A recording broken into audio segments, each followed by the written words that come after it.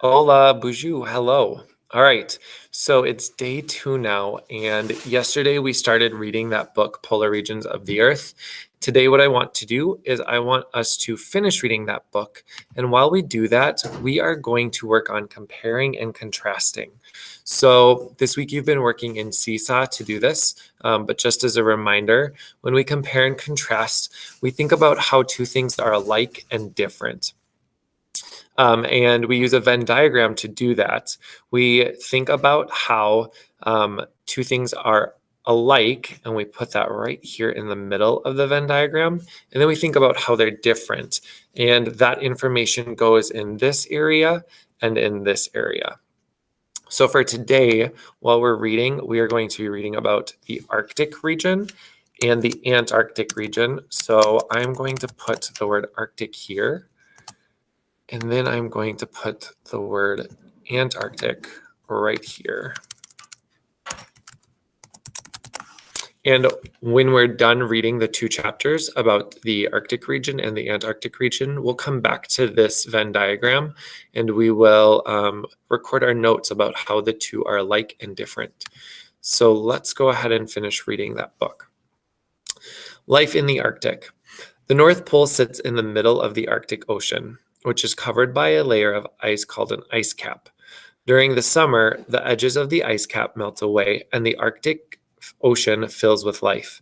The beluga, or white whale, and the narwhal feed there. Seals, sea lions, and walruses fish for food, poking their heads up through breathing holes they have made in the sea ice. Polar bears wait by the holes to catch these animals. It says up here, narwhals are sometimes known as sea unicorns because of their long spiral horns, which can grow 2 meters, which is the same as 6.6 feet. Do you know, a polar bear's white fur makes it hard to see against the snow of the Arctic. This makes it easy for the bear to sneak up on seals, but the bear's black nose can give it away. When a polar bear sneaks up on a seal, sometimes it covers its black nose with its white paw to keep itself hidden. This polar bear waits for a seal to appear at its breathing hole. Those polar bears are sneaky. All right. Parts of Canada, Alaska, Russia, and Northern Europe lie in the Arctic region. Most of this land is tundra, or treeless plains. During the winter, life on the tundra lies dormant beneath snow and ice, but the tundra thaws during the summer. Permafrost, or permanently frozen soil that lies underground, traps the melted snow, transforming the land into a wet bog. Tiny flowers, mosses, and plant-like organisms called lichens spring up. These plants grow close to the ground, which protects them from the wind.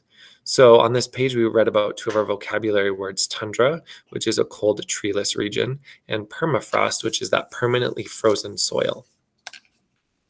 At the top, it has a picture, and the picture caption says, "The tundra becomes marshy in summer." And the "Do you know" box says, "When the tundra turns into a bog during the summer, millions of mosquitoes swarm over the land. The mosquitoes are so irritating that caribou have been known to run into the freezing cold sea to escape them." Animal life is abundant during the Arctic summer. Enormous herds of caribou or reindeer move onto the tundra from the forests, where they spent the winter.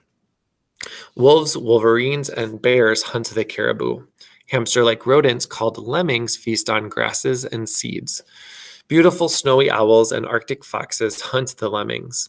Many birds, including snow geese and ptarmigan, raise their chicks. I know that's the word ptarmigan and that the P is silent because there's a pronunciation guide right here and it says ptarmigan.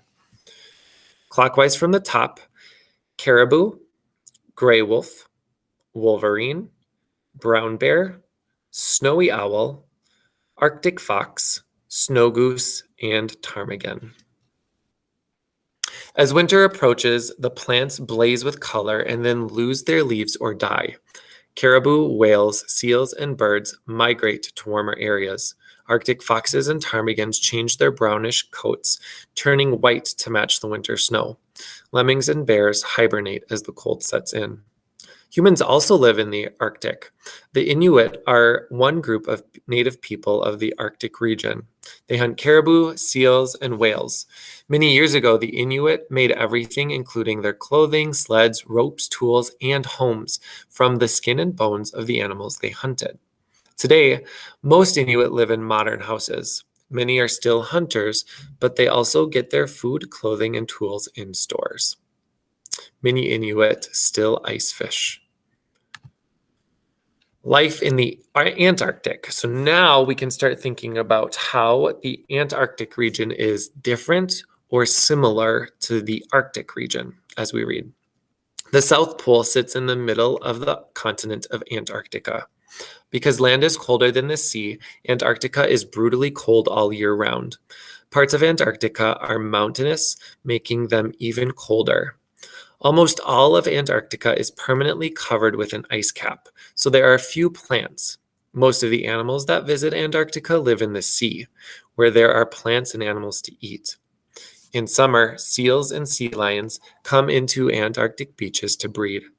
Birds make their nests in seaside cliffs, but the most famous Antarctic resident is the penguin. Emperor penguins are the only creatures that can withstand the Antarctic winter on land. Penguins have thick, waterproof feathers and a layer of fat called blubber to keep them warm. At the top, it says most seals, gulls, and penguins only visit Antarctica. Emperor penguins are the largest penguins. Early in the winter, the female emperor penguin lays a single egg. She gives it to the male, who balances it on the tops of his feet. Then the female penguin leaves for the ocean to eat fish. The male carefully holds the precious egg for the entire winter. Emperor penguins have a flap of feathered skin that they use to cover the egg and keep it warm. Males huddle close together to keep warm during fierce Antarctic blizzards. They do not eat or drink anything for months. Finally, spring arrives. The eggs hatch and the females return. Then the males and females bring food to the chicks until the chicks are ready to fish for themselves. Emperor penguins keep their chicks warm on their feet. All right, before we read the conclusion, let's go back to our compare and contrast Venn diagram, and let's think about some of the ways that the Arctic and the Antarctic are similar and different.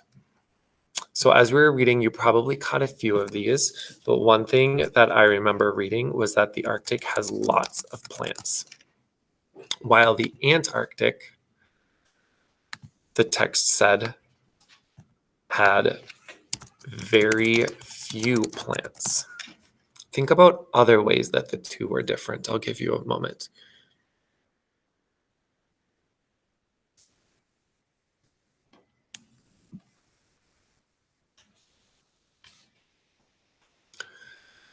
All right. I remember also reading that the ice caps stay year-round in the Antarctic region, but in the Arctic region, we read that parts of the ice caps melt in the summer.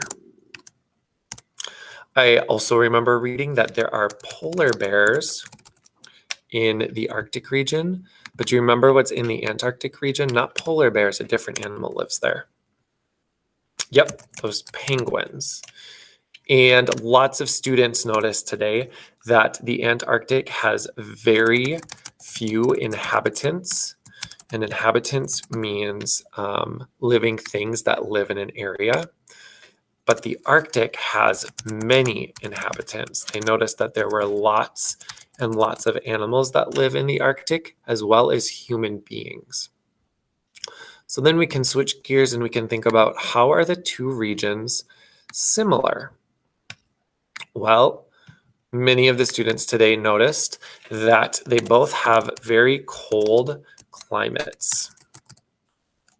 I'll let you think about other ways that the two regions were similar.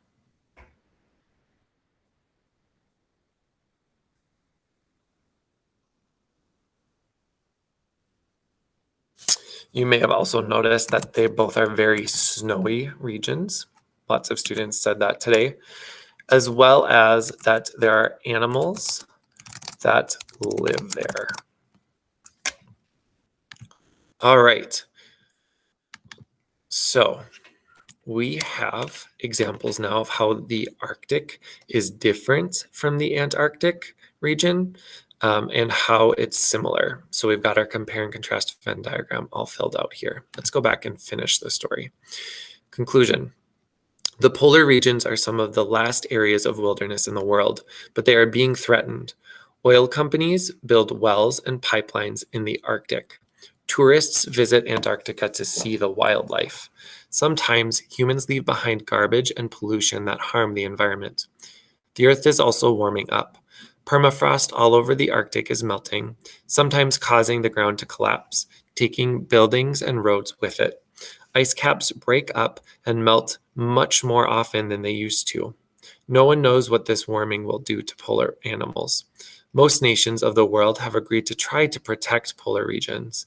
Hopefully, the only threat that polar life will have to face in the future is the cold. All right, so there is the book, Polar Regions of the Earth. I am going to head and stop the recording.